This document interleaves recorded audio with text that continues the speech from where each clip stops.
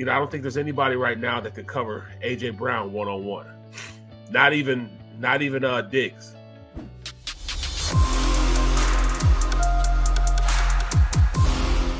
All right, we're back. We are Sports Take, JAKIB Sports YouTube Network. You can catch all of our content, jakibsports.com, JAKIB Sports YouTube Network as well. We podcast all the interviews that we do. You can catch Ray Didinger in its entirety if you missed any of it, or just full shows as well. And by the way, a shout out to Chris D, our girl Chris, in the chat section. She is always such an advocate for people to hit the like button.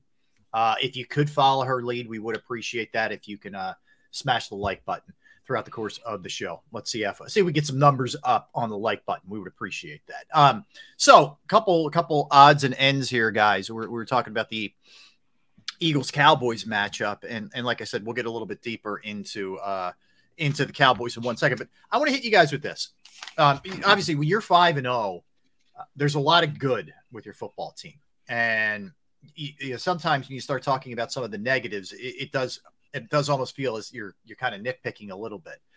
But I want to ask you guys, when you look at the areas that the Eagles are struggling a little bit with, how much of this is nitpicking, not a big deal, versus keep your eye on this. This is an area that needs to improve. Like, I'll give you an example. So the Eagles are allowing 5 yards per carry this year. Now, if you look at their overall rushing yards per game, they're 10th, which is a very good number. One of the reasons why they're 10th in rushing yards per game is because Eagles are leading in a lot of these games and teams start throwing. So they're not giving up grand totals, big numbers. However, we saw it last week with Connor until he got hurt. They are giving up pretty good chunks here. Is that an area of concern, or is that something just, it's early, let's see how it shakes out? How about you, Barrett? I would say it's you're right, because once they get up on us, you're going to have guys, other teams start, trying to hose the ball, trying to get back into the game. That has a lot to do with it. But I also think it has a lot to do with the guys up front. You know what I mean? You're going to get better and better numbers as you get a guy like Jordan Davis going more. It was an area of concern for me last week, but I doubt if it stays an area of concern, because I think they're going to go in and they're going to tackle better. That was more so tackling than anything. They had guys in there to make the position. I could see if they were just running scot-free. Right. They had guys to make the play. They just didn't make the play, and that's what happened this last game. They just didn't make the play.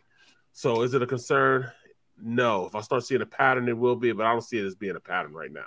Okay. All right. How about you, Gunnar? Is it just sort of on the radar, or a concern for you? I think it's a concern because 3 out of the 5 games that we've played this year, we've talked about the poorest tackling on this defense. And when you look at the wealth of talent they have in the defense, especially in the D tackle position, which should set the run defense, it has been too inconsistent. And see, Barrett brought up something that I said on our postgame show, and I've said on a couple of other platforms. There have been people standing there in position to make the plays, and they haven't made the play. They've been doing some matador tackling, okay? And that's a concern. If it was week 1 or 2, by week 5, it should be a lot better than what it is.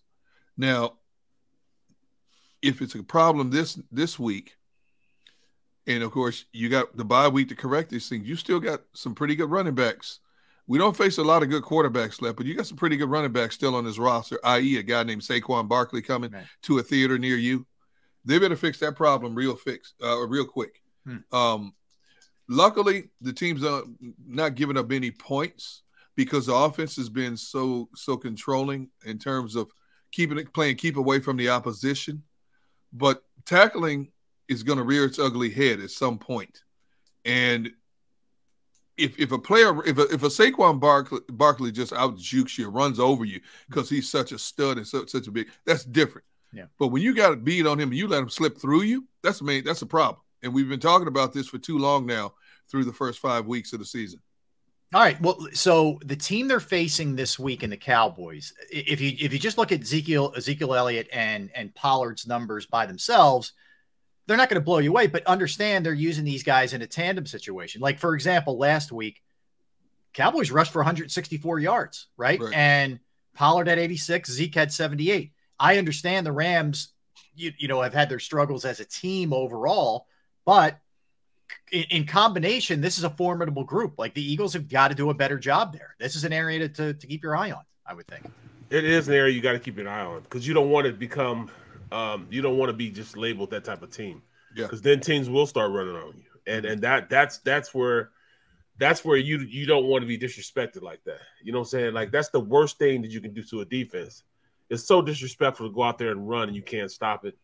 You know, it demoralizes you. It demoralizes the defense. And I knew when I was playing, if we could run the ball when we wanted to run it, how we wanted to run it, we knew we had that team all wrapped up. Mm-hmm. You know what I'm saying? It's almost like, you know, we had them in the palm of our hand. All we had to do was just crush them. And I think this is a team that if you flip it over, that's what this offense could be. They could be so dominant by running the ball, but everybody thinks it's not the trendy thing to do. Mm-hmm. It's the most disrespectful thing you can do to a defense is to run the ball and they can't stop you. Mm-hmm. It gets your offensive line going, number one, but it just opens up everything else because now you have to make sure that you put somebody in a box to stop the run, which opens up everything on the outside. So this is something, you know, that we hope we don't fall into. We get into a position where we have to keep C.J. Gardner-Johnson in the box in order to stop because he hadn't been tackling well. And T.J. had a bad tackling game this last game. That's not the norm for T.J. Right. He's usually a short tackling guy. You know, there's one guy that I count on that I think he will always be good at, and that's a tackler. And he just didn't show it this last game. Okay. So this won't happen again.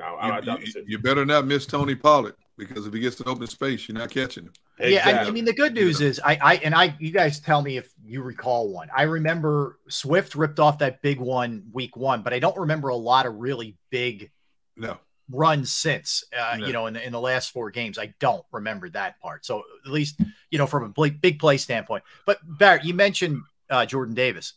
It seems like, and it's not really, he hasn't like burst on the scene, but it seems like each week the snaps are increasing and he's getting better and better every single week. Is that your read on what's going on with him? That's exactly what's happening. He's becoming more and more confident in his ability to play at this level.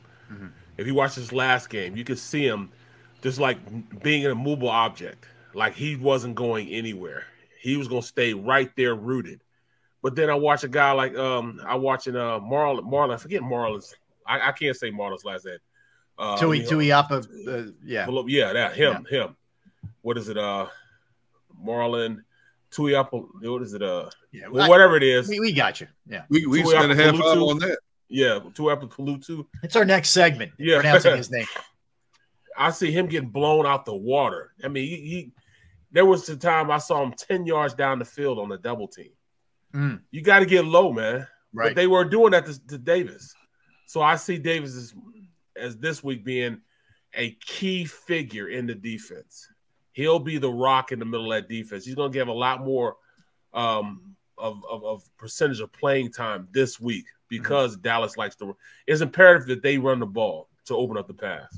Okay. Because they're really not good at the pass blocking at their pass blockers.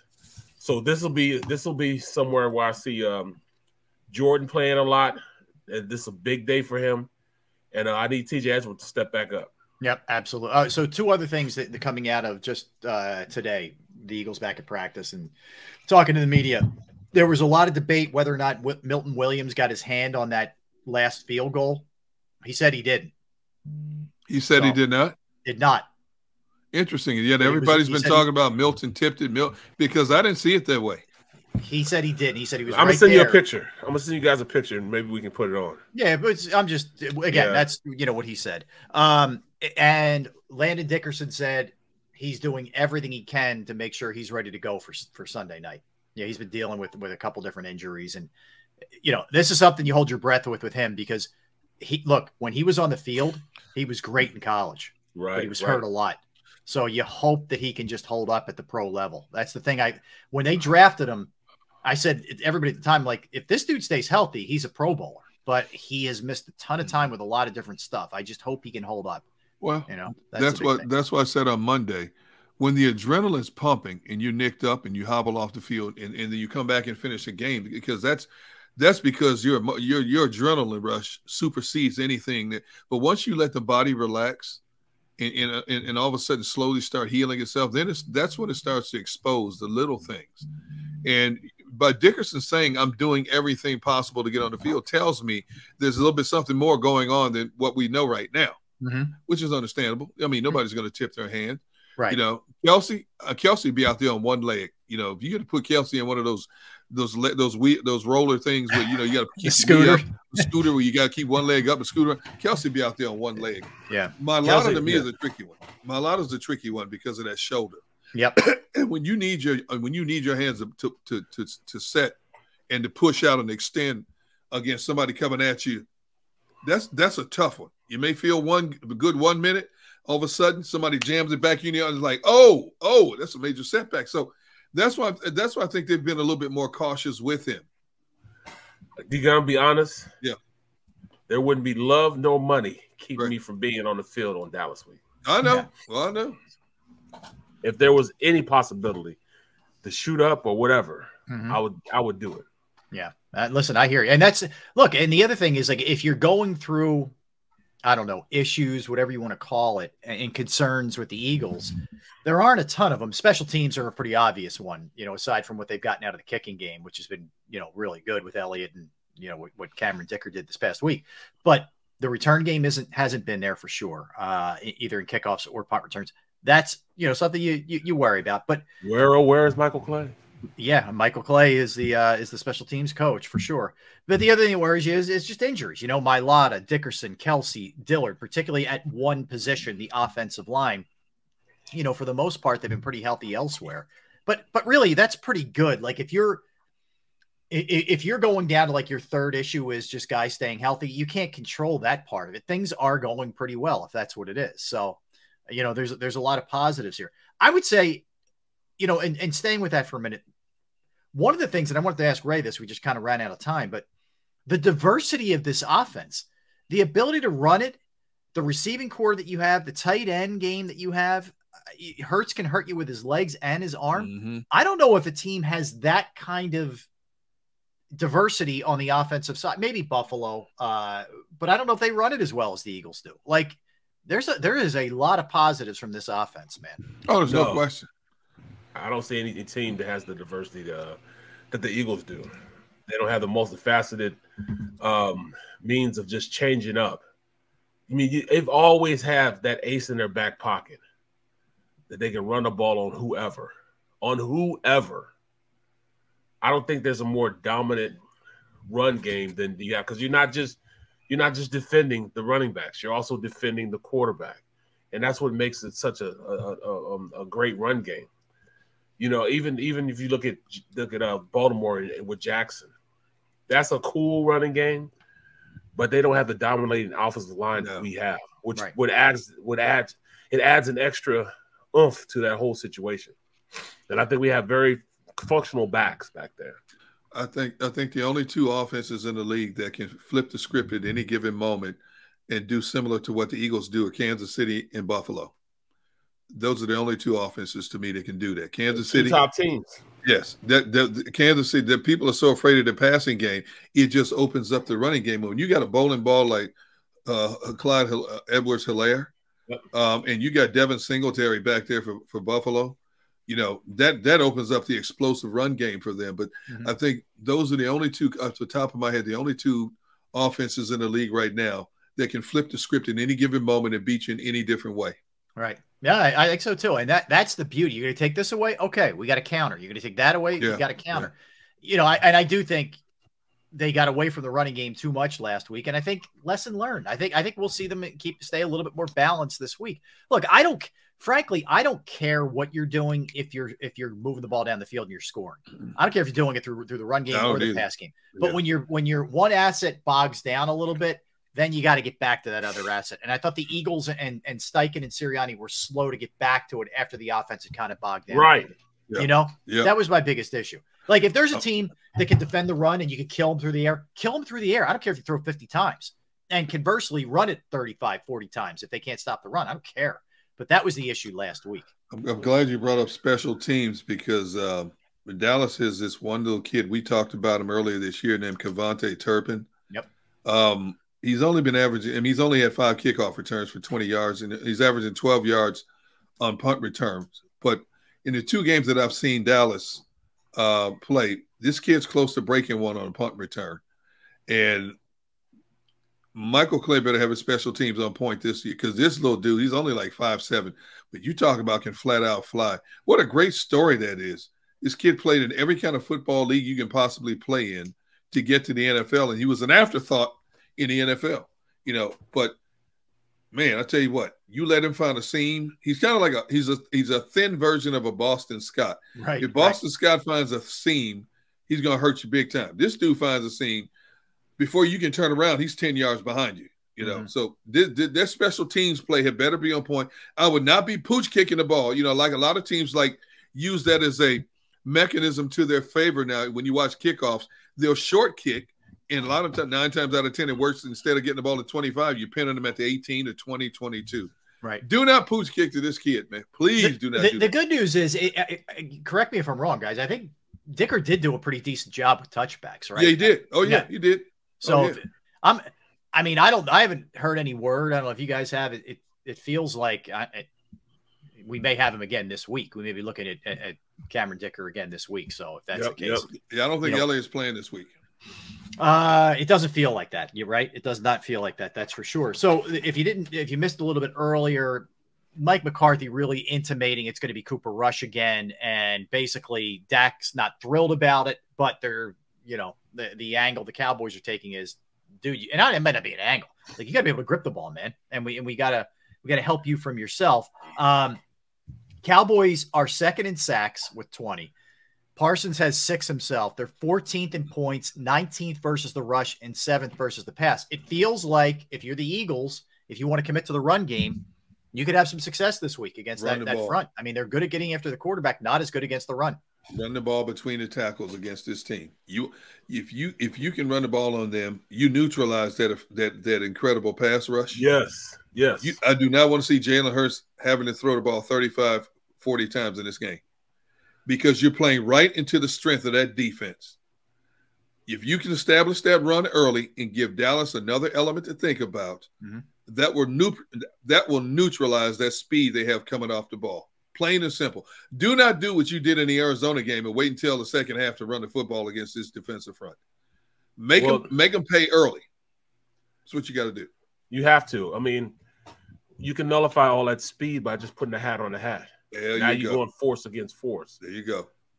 They move around so much. Like I said, yesterday, if you catch them on one of those slides or one of those games or something like that, you'll bump your head against the goalpost, because it makes an alley that's so big. And that's how you stop all that slanting and everything else. Stop all those games and stuff. You stop a pass rush by just hitting them in the mouth, driving the ball down the field. That way you can use play action if you want to throw the ball down. If you use play action, which gives you solid protection, meaning leave extra blockers in like a tight end and a running back. And you got 2 good receivers on the outside that I don't think that this secondary can cover. I don't think there's anybody right now that could cover A.J. Brown one-on-one. Not even Diggs. Diggs is good, but he guesses too much. And on the other side, you got Anthony Brown, little guy. So we have the matchup. We have the matchups that we want on the outside. It's just really about this offensive line taking over and beating people up, making them like it, imposing your will, knocking guys off the ball. That's how you combat those smaller, quicker defensive linemen. And Barrett, you won't hear him complain one bit this week, but I guarantee you nobody's happy that A.J. Brown, was non-existent for the last 2.5 quarters. So I think you're going to see them go to him early and often, kind of like they did after week 1 with Devontae. And I think A.J. is going to be on a bit of a mission this week. If I'm picking a player of the game right now, I'm going to go A.J. Brown. I think A.J. is going to have a big, big week this week. Well, they did the same thing. They put Dallas Goedert in the game plan. Look, we're going to make sure we feed you. And look what happened. It worked out perfectly. Oh, did it ever? Yeah. Very effective. No doubt. Yeah. So I look for him to have a big week. And I just think, look, generally, this is – you could go run through the schedule, right? I think we'd all agree this is the best team they played. Yes. No. Really? You think so? The best defense we played. Okay. The best defense we played. Actually, the best offense we played that was effective against us was Detroit. True. But I would say, yeah, in Detroit, but unfortunately, Detroit can't stop anybody. But you're right, Barrett. I would say some of the things that happened last week will aid the Eagles this week in their approach and the way I think they go about their game plan this week. So I think those things are good things, actually. So interesting week coming up, that's for sure. A lot more on this. When we come back, we'll do some NFL stuff. There's some interesting things going on with Ron Rivera sort of reversing course. We'll update you on some injuries. Devontae Adams' story takes another twist and turn. We'll dig into our AFC power rankings. So we will do our top 5 AFC teams after week 5 going into that. And a crazy stat from the Chiefs-Bills game, which is probably, other than, the Cowboys and Eagles, which is our primary focus, the big game of the week for sure. And that game is the Bills at the Chiefs. We'll dive into that as well. All right, don't go anywhere. Barrett, Derrick, Rob, Sports Take, JAKIB Sports YouTube Network. Let's talk about Flynn Tree Services. Flynn Tree Services is an experienced, licensed, and insured Pennsylvania tree services company that will trim or remove any unwanted trees from your property.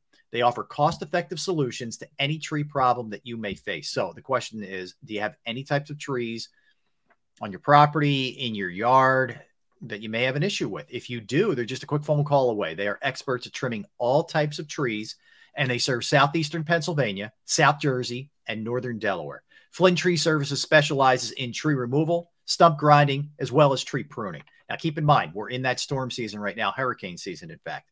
It's a great time to have your trees evaluate. Just make sure that you don't have some older trees or some loose branches or whatever that may come down on your house, catch a wire, God forbid, hit somebody, etc. Now's a good time to have that checked out. Go to their Facebook or Instagram page for more information or sampling of their work. Flynn Tree Services, you can reach them at 610-850-2848, 610-850-2848, or online at flynntreeservices.com. That's flynntreeservices.com. At Pond Lehocky, we've recovered billions of dollars for our clients, and we're confident we can do the same for you. With over 250 years of combined courtroom experience, we've helped over 100,000 injured clients obtain some of the largest settlements in Pennsylvania. One conversation is all it takes to help you and your family get back on track. If you've been injured in an accident, give Pond Lehocky a call. Go to get your game on. Go for the beers. Go for the cheers. Go for the hit and the hits. Go for the stakes and the stakes. Go to get your parlay on. Go to get your party on. Go for the scene. Go for the screens. Go for the gallery. Go for the win. Go to Ocean. Visit theoceanac.com to plan your visit. Go passionately. Go fearlessly. Go confidently. Go Birds! Go confidently towards your goals with First Trust, Philly's hometown bank for nearly 90 years, and the official bank of the Philadelphia Eagles. We're focused on getting...